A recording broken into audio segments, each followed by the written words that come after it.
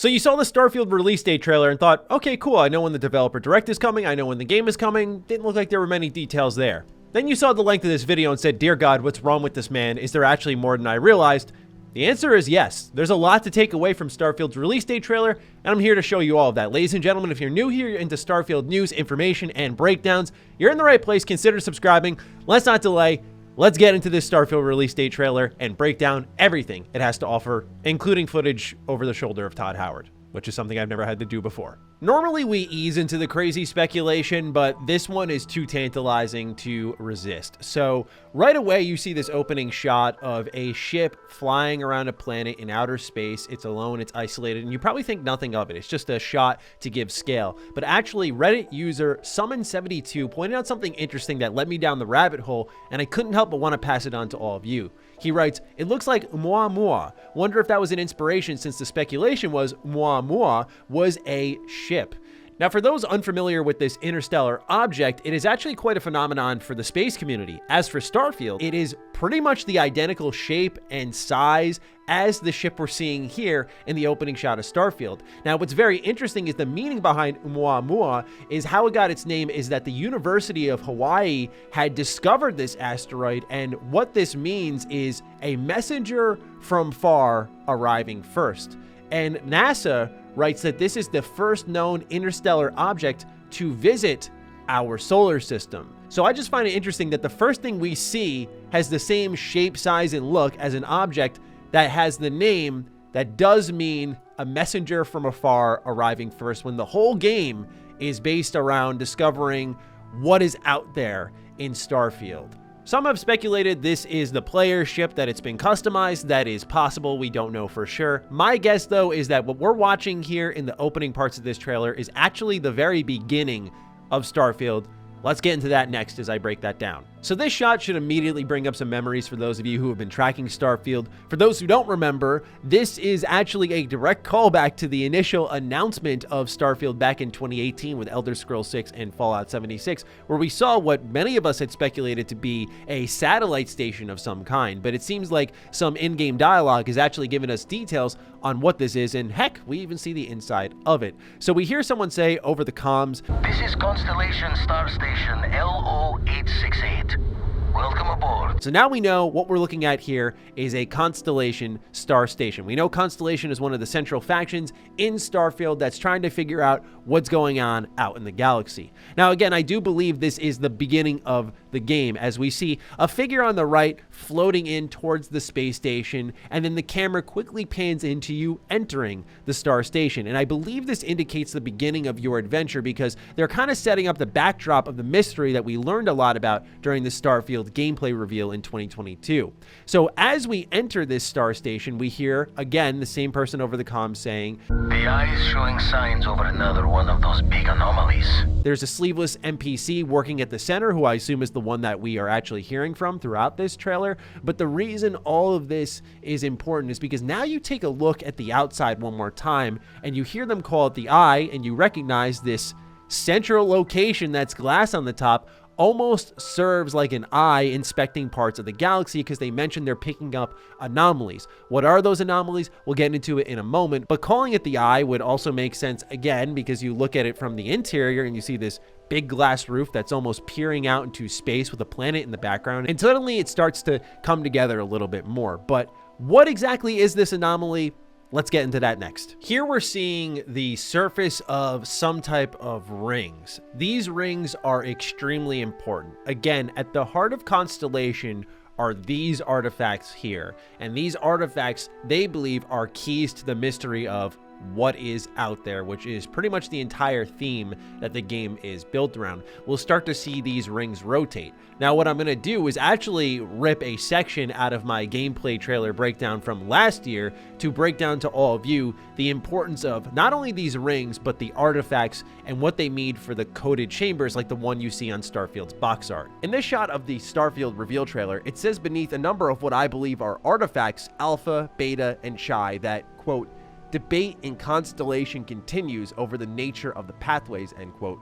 Beneath that, it says, quote, "So far, we have been unable to determine what happens at the center," end quote, with a variety of coded chambers. Perhaps these artifacts are the keys to the chamber that is locking away the mystery that Constellation wishes to solve.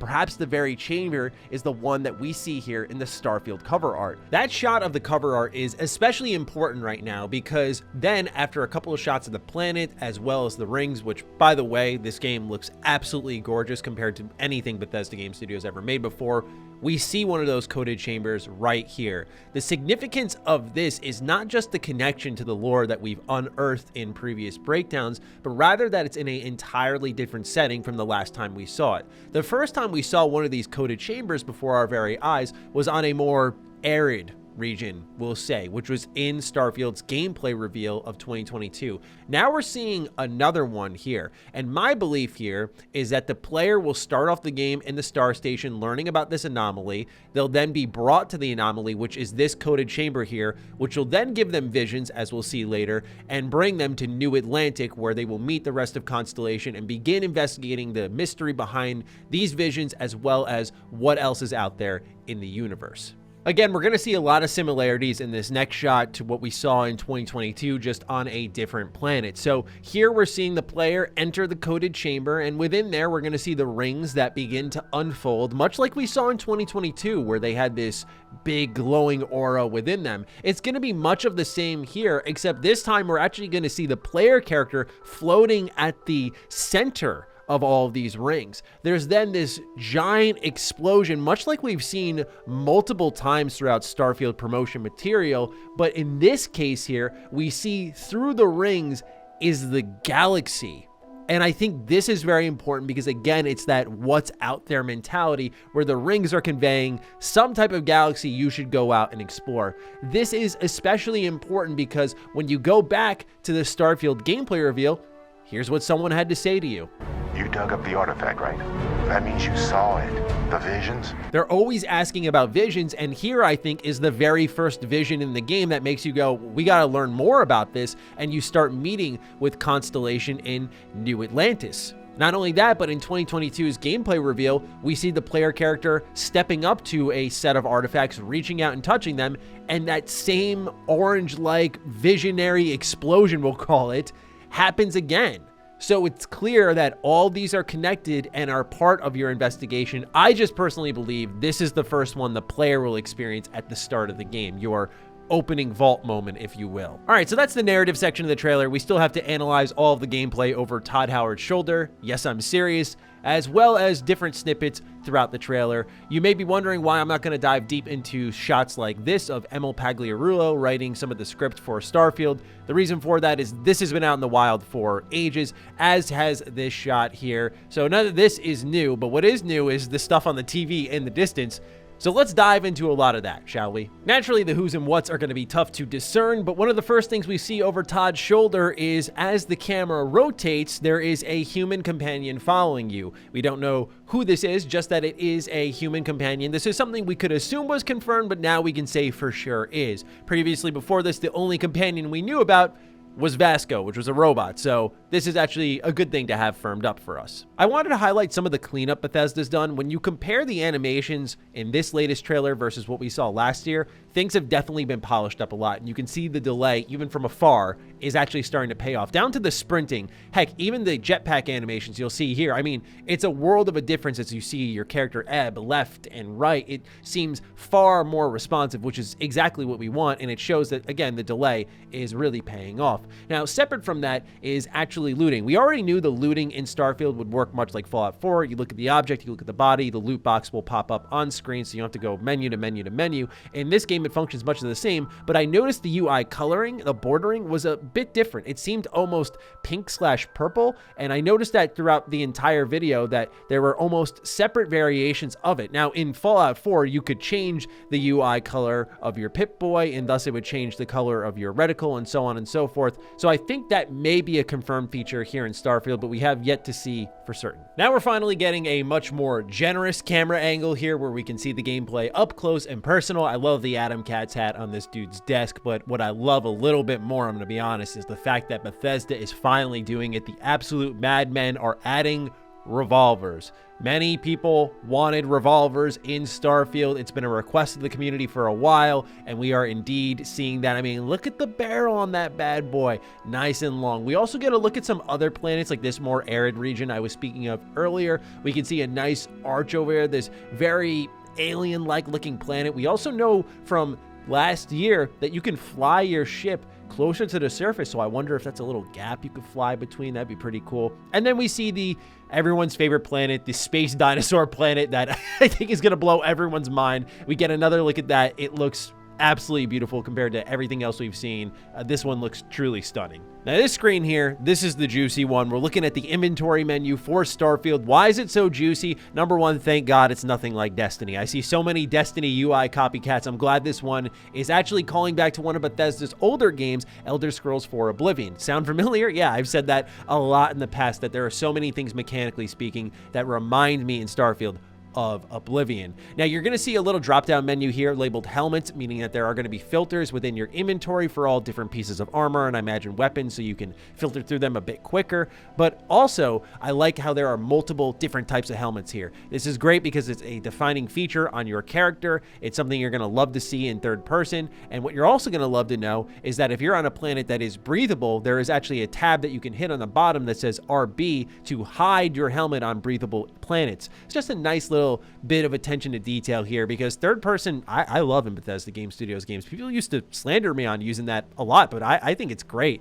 And so to know that they have that little feature there is good for people like me. And for those who also like attention to detail here, I actually noticed some of the Starfield fans on Twitter and Reddit were catching that they changed the name of weight, which you're typically accustomed to in inventory, to mass. And people were writing that actually weight changes with the gravity while mass doesn't. So that's why they're actually using mass, so that it can work in other environments with different gravities. Just a small thing most people won't care about, but to me it shows that extra level of thought that Bethesda's using. You also see that all of the helmets are for various factions: the Explorer space helmet, the Mercenary space helmet, the Navigator space helmet, the Pirate Assault space helmet, Shock Troop space helmet, Space Trucker space helmet, the Pilot space helmet, the Trackers Alliance space helmet. So it seems like pretty much every faction or person you can be has their own armor set.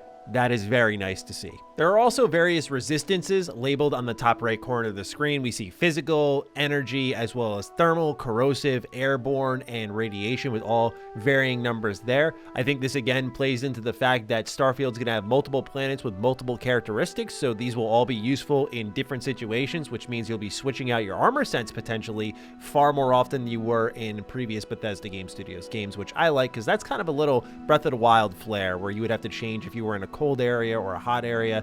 I'm hoping they're actually going to do that here to make these planets feel truly believable. All right, we got two more closing shots and then we are done here. First and foremost, we see this absolutely terrifying looking creature, one that we did spot during the Starfield gameplay reveal last year, or at least something alien like it. But the one that we're seeing here in this latest trailer is called the Hunting Maggot Maw. It's level 75, which does indicate that Bethesda is at least putting the level cap up to that, which is nice to see. Given that Fallout 4 you could endlessly level up, that's good. I'm just happy to see, if you will, endgame content, higher level enemy content, because that means that there will be more to see deeper into the game, I imagine. This last shot, I think, is really important because we see here that the player discovers a location that looks like it's called the Mars Mech Factory. I think this is important because now it shows that all of that gameplay we were seeing over Todd Howard's shoulder was on Mars, which we also saw in the gameplay reveal where we saw the main character pass the Mars rover. So between endgame content and potentially starting game content and things we're familiar with, Starfield is going for it all, and I am stoked. But that's everything I could find in these little snippets of the trailers, as well as narratively speaking, pulling it all together. So I hope you found this useful, and I hope that the most useful part is also down in the comments below. I love seeing you all post your own discoveries down there in case there was anything I did miss, which is always possible, especially with these screenshots where I'm zooming in on pretty much 240p imagery. It is quite difficult, but I feel like we got most of it here. So if there was anything I ended up missing, please fire away down below. Thank you so much for tuning in. I really do appreciate it. I hope you enjoyed this video. Again, fire away down below. I'm looking forward to seeing your thoughts. Other than that, be sure to follow me on Twitter, follow me on Instagram. Those links are in the description down below. And a big thank you to all the patrons, all the members who continue to support the content here. Stay sexy, stay active. I love you all. Peace.